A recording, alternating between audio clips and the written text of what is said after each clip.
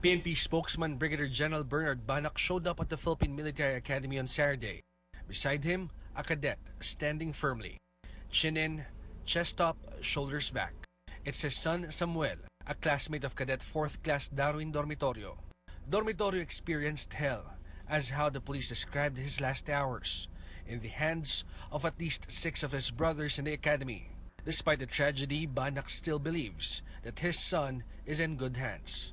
His son remains in his stance and does not say a word. Wala po dapat ipag-alala. Ang inyo pong mga anak ay nasa mabuting pangangalaga ng pamunuan ng training institutions, ang pangunguna dyan ng PMA. Of course, meron din tayo sa PNP, no? Yung PNPA natin, at iba pang mga training institutions nationwide. Newly installed Commandant of the Cadets, Brigadier General Romeo Brawner, just back from the war-torn Marawi, earlier declared war against hazing.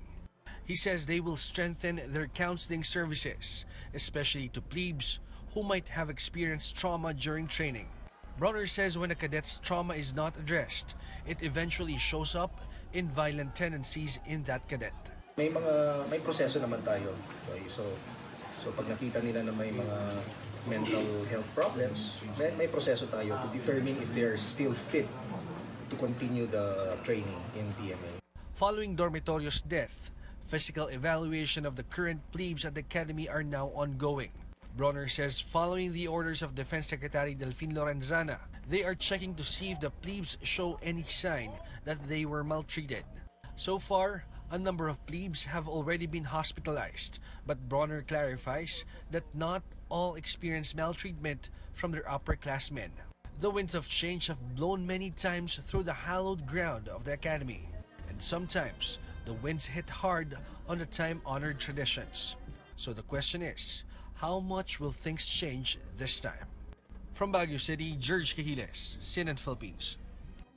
There is no need for the Senate to investigate the hazing death of Darwin Dormitorio. Senate President Tito Soto says the anti-hazing law is already clear. Soto adds the Anti-Hazing Act of 2018 bans all forms of hazing and regulates the initiation rights of fraternities, sororities, and organizations to protect recruits from physical and psychological injuries. Violators can face up to 40 years imprisonment and pay fines of up to 3 million pesos if a hazing right leads to death, rape, sodomy, or mutilation. PNP Chief Oscar Albayalde returns to his alma mater, the Philippine Military Academy, ahead of his retirement. The military school, still reeling from the death of a plebe earlier this month, honors Albayalde and his contributions to the country. Our George Cahiles returns with this report. Every time a PMAer comes home to the academy, it is always an emotional journey. The stars on his shoulders, a testament to the arduous climb up the ladder that began as a plebe in the country's premier military training institution.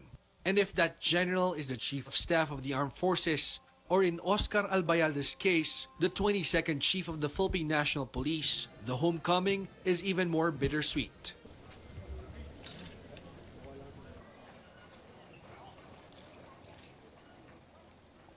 Albayalde was honored this morning with a testimonial parade, complete with a 19-gun salute.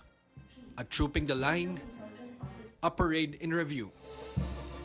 Albayalde will retire in less than 2 months, and now that his career in the uniformed services is coming to an end, the question about what his legacy could be makes him turn somewhat emotional. I really do not know, no? Let the people judge me. Let the people judge me. Hindi ko alam kung anong sasabihin ng mga tao, whatever they will say, I will accept.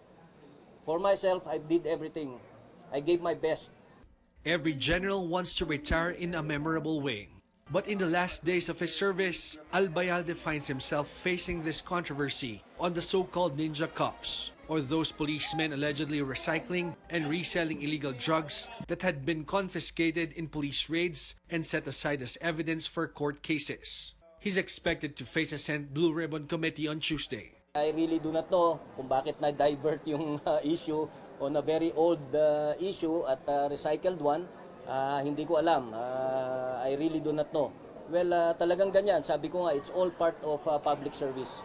And perhaps today's testimonial parade provides a breather A warm reminder about where he came from and how far he's come. The weather cooperating, the clouds holding up. The sun, though, couldn't shine through, as if to underline that dark days have come upon the academy in the aftermath of the hazing death of one of its plebes. From Baguio City, George Cahiles, CNN Philippines.